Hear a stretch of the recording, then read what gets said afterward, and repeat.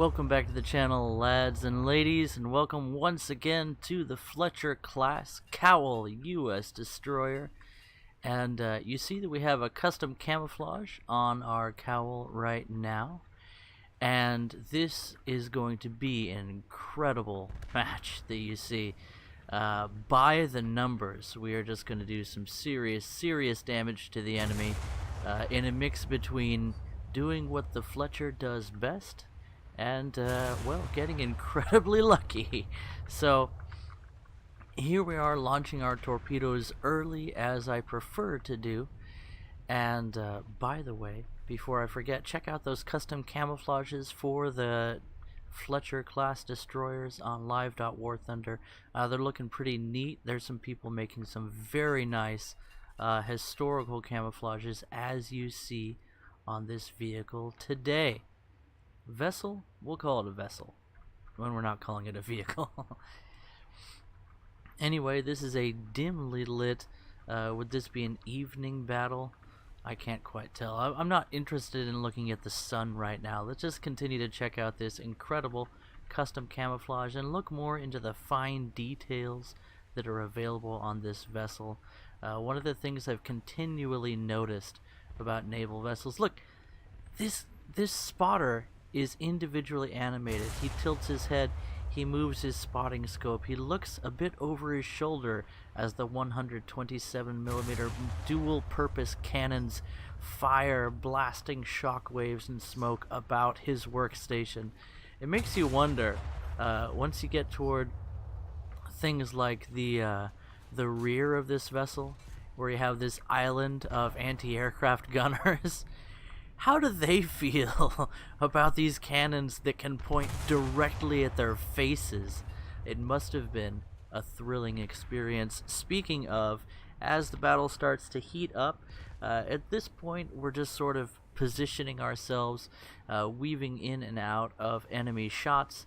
We're not interested in engaging in long-range sniping, because that just doesn't provide the best results.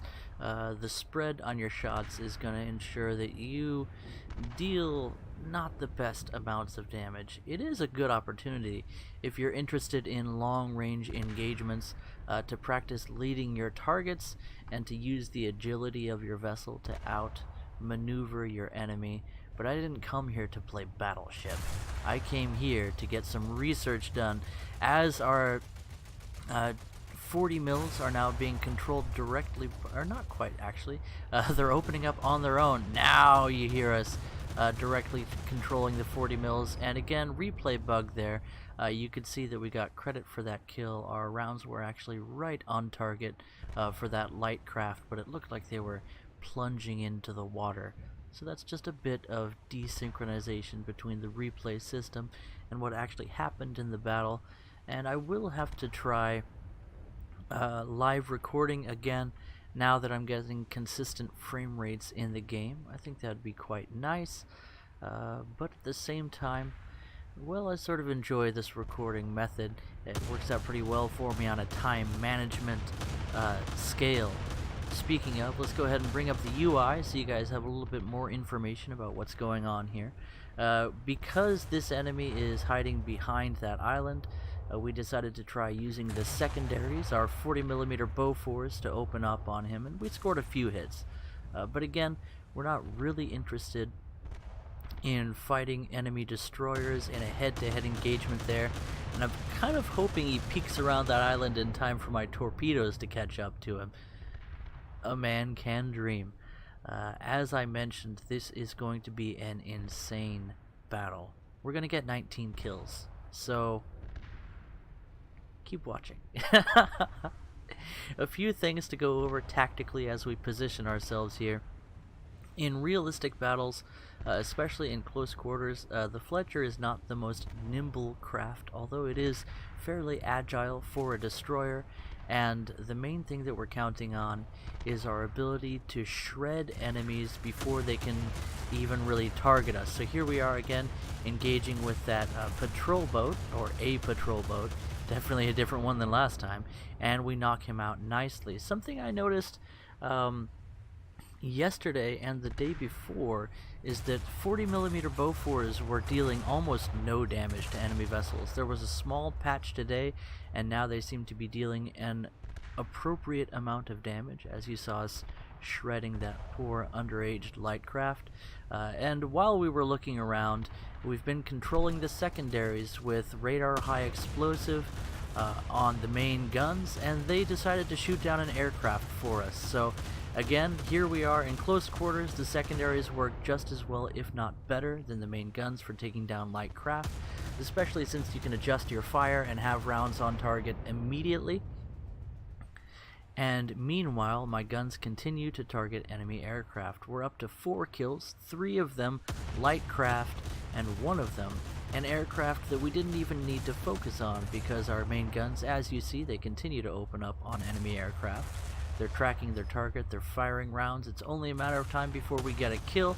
If the enemy continues to close, they will get destroyed by our radar fuse high explosive rounds. They are very effective at taking down enemy aircraft. As you see, we pick up another air kill without even noticing. The key strategy for the Fletcher, it seems right now, is to put yourself in the middle of the battle. And you sit there as a mobile anti-aircraft platform.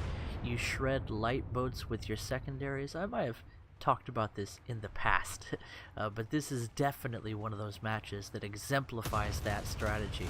And I'll be honest with you, during the what's it called, the YA5, I think, event, here we are putting some armor-piercing high explosive rounds into the rear of that enemy destroyer, and we take him down within a couple of volleys. Very nicely done. One of the things I've noticed about the rear of enemy vessels, as we pick up another kill, at least I heard it ding, AA guns attacking the air. Something I've noticed about the rear portion of enemy vessels is they tend to be shallower draft. There's deeper hull sections in the bow of a vessel, the front, than there are in the stern. What does that mean? Well, things like ammunition depots, citadels, if you will, in the rear of an enemy vessel are closer to being above the waterline. They're easier to damage with your rounds, especially armor-piercing high explosive at close ranges. So if you do have the chance to shoot at someone's booty, take it, because you're very likely on a penetrating hit to get at least some shrapnel into an ammunition supply, with suitably explosive result, as we saw just a moment ago. We're up to 4 aircraft kills, and this is something we're just picking up as bonus points by allowing our main guns to continue to fire. We switch to the secondaries, open up on enemies. This guy is behind that island there, and he's having a hard time getting his main guns on target, but because we're using the secondaries, which have a higher firing angle at this range, we're able to get some targets on him. A little bit of firing with the secondaries here, and now we switch to the main guns. We didn't do any serious damage to this enemy. Now we're going to have to face a fully operational battle destroyer, but we get a very nice shot into his frontal ammunition supply and take him down. No questions asked. We're up to 5 kills with a couple of destroyers to our name. Another shot goes nicely into that enemy, but doesn't quite do the damage we need it to do. A second volley and he's down. We're up to 3 destroyers killed now. All of them by using armor-piercing, high explosive, shooting into their ammunition supply. That seems to be the ticket. Here is one of those weaker enemy destroyers, and we take him down, up to the count of 4 destroyer vessels killed by ourselves. And now the guns are opening up in all directions as enemies spawn all around us. But a lull in the action allows us to observe. We're up to 7 watercraft destroyed, 7 vessels, and 4 aircraft. And of course, to note again, we haven't had to do anything to destroy those aircraft other than put ourselves in a position in the middle of the map where our anti-aircraft main batteries will have a good shot at the enemy. Again, another aircraft kill just out of the blue. And the other thing you need to do, switch to secondaries so that your main guns can shoot those radar fuse high explosive. It is important also to remember to bring radar fuse AA and equip it in the main guns before you swap out to the secondaries. You're not likely to get a hit on someone if you're using armor piercing high explosive. And that's something that I'd like to talk about. One of the things that I've greatly enjoyed about destroyers in general, and the Fletcher class specifically, this premium cowl that I've really gotten a lot of fun out of. This is honestly the most fun portion of War Thunder for me. And one thing that I'd like to mention is that ammunition types, you're constantly switching. Radar fuse high explosive to take down aircraft, and right now APHE is the most effective thing for taking down enemy capital ships. And then for lighter craft, the secondaries are the fastest and most effective way at any kind of reasonable range. Anything inside of about 3,500 meters, the 40mm Bofors are going to have an effect.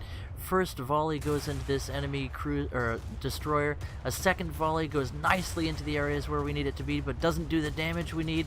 A third into the ammunition racks, and yet no kaboom. A fourth into the ammo. Why won't he explode? Why won't you die? A fifth lens midships, and we don't take him down. It's a close range brawl now. A sixth volley, and we still haven't defeated him. We fired more shots into this guy than all of our other enemies combined. Finally, after 8 volleys, he goes down. But a second destroyer, this one of Fletcher class, is targeting us. A single volley into his ammunition rack with armor-piercing, high explosive rounds takes him down. I can't believe my eyes, so I fire another volley into him. And we're up to 9 total kills, 6 of which are enemy destroyers, most of them at close range, all of them being taken down by direct hits into their ammunition supply by our armor-piercing high explosive rounds, and we are heavily damaged. This is going to be just about the end of the fight for us. There's not a whole lot to see after this. We are going to pick up a few more aircraft kills, and one more watercraft, one more naval, no. Could that be the end of our naval kills? I'm not quite sure, but that is just about the end for us here. You probably don't need to see us letting the AI gunners use radar fuse high explosive 127mm rounds to blow up enemy aircraft. It would be delightful to see the post-detonation effect on that target, and I believe we're actually looking right out. That is, yeah, a BTD, very deadly aircraft. The BTD can carry 2 torpedoes that are good range, high speed, very deadly weapons. Unfortunately, inside of 4 kilometers, the BTD becomes food as you hear us picking up that kill. For our 127mm dual-purpose main guns. The destroyer, ladies and gentlemen, long may she reign. I really feel that this will continue to be, if they don't nerf radar fuse high explosive into the ground as they've done before.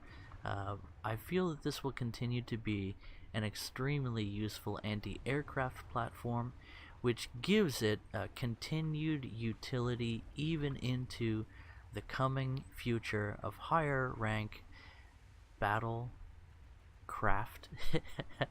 I was going to say battleships, but we might not see battleships for a while.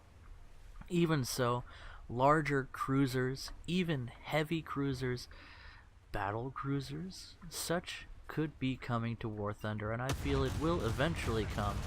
And yet, the not so humble destroyer, I believe, will remain as a very useful screening vessel, able to deal serious damage at close range with its armor-piercing high explosive, and with a quick rate of fire and extremely effective anti-aircraft weapons. This vessel very well may be one of your most useful acquisitions.